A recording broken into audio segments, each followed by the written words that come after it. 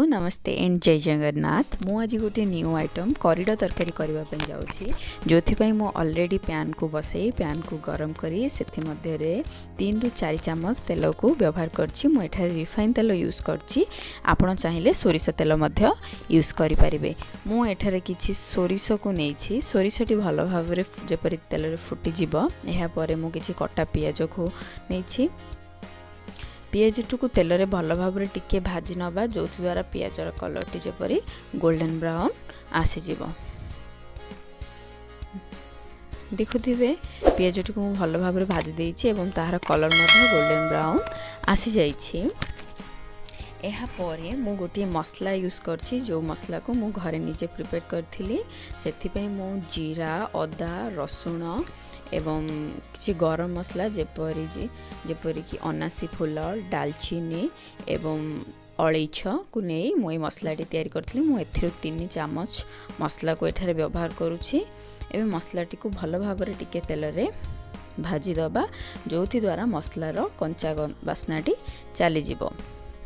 एहा परे मु एठारे गोटे बड़ साइज रो टमाटो को छोट छोट भाव रे काटी यूज करछि।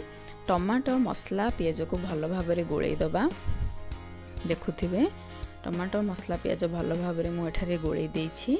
एहा परे मु एठारे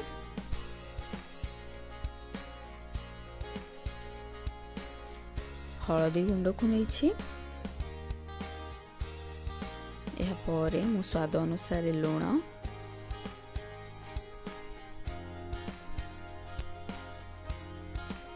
लंका गुंड आपण को केतिकी राग दरकार ता अनुसार आपण लंका गुंड यूज करि परिबे। एहा परे मु चिकन मसला नेछि तरकारी रो स्वाद आसीबा पई भल भाव रे मसला को गोळेई दबा। मसलाटी न लाग जाओ एथि पई मु एठारे किछि पानी को देछि जो द्वारा मसलाटी कढ़ई रे लागिबो नाही। देखुथिबे मसलाटी को मु भल भाव रे बे गोळेई देछि। एहा परे आहार को कवर दे दबा 2 ରୁ 3 मिनिट पई भल भाव रे टिके मसलाटी कसी जिवो और टमाटी मध्य सॉफ्ट हे जिवो। 2 ରୁ 3 मिनिट हो जाइछि। तेबे देखि पारुथिबे मसलाटी बहुत भल भाव रे कसी ही जाइछि। मसलार कलर मध्य बहुत भल आसीछि। एहा परे मु एठारे कॉरिडोर को नेछि। ए कॉरिडोर को मु ऑलरेडी बत्रेई एहा को 10 ରୁ 15 मिनिट सिजेई रखि देइथिली। आपण मध्य कॉरिडोर को जेबे भी एपरि करिवे कॉरिडोर को सब बेले सिजेई ही करिवे नहले कॉरिडोर कंचा बास्ना आसीबो और तरकारीटी भल लागिबो नाही। सेति कॉरिडोर को सब बेले टिके सिजेई देबे। मु एठारे आलू को नेछि। आलू गुडी को मु छोट छोट भाव रे काटि देइछि।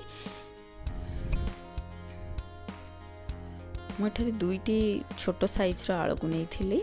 एहा परे आलू कॉरिडोर एवं मसला को भल भाव रे गोळेई दबा। या परे मु एठारे किछि पानी नेछि अल्प मात्रा रे जो द्वारा आलू कॉरिडोर मसलाटी भल भाव रे टिके कसी हे जिवो।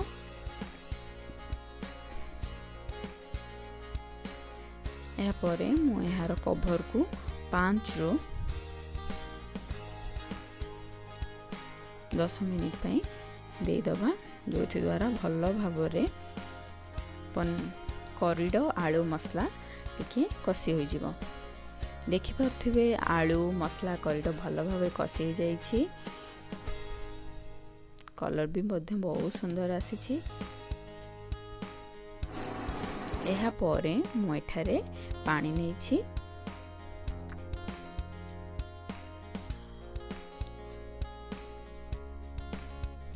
पानी को पके दबा परे चलंतो यार कवर को दे दबा भल भाव रे गोळे यार कवर को दे दबा 10 ରୁ 15 मिनट पई।